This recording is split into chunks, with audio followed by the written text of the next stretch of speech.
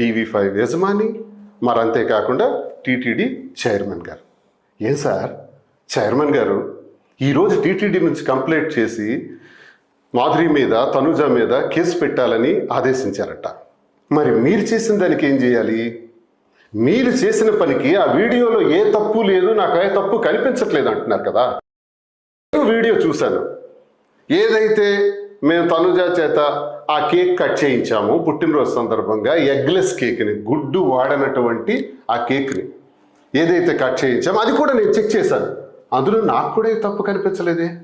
మీరు చేసిన రాస క్రీడలకు తప్పు కనిపించకపోతే నేను కేక్ కట్ చేసిన దానిలో ఎటువంటి తప్పు మీకు కనిపించింది అని నేను ప్రశ్నిస్తున్నాను సూటిగా. మీరు చైర్మన్ అయితే నేను ఎమ్మెల్సీ.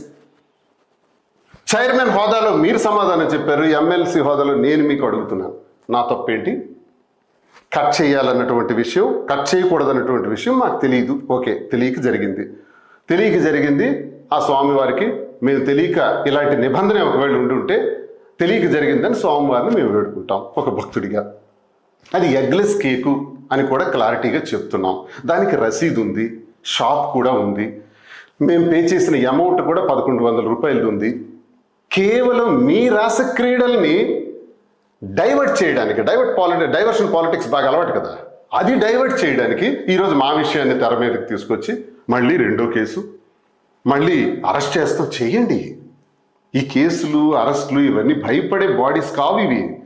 ఫాలో చేయొచ్చు కదండి ప్లీజ్.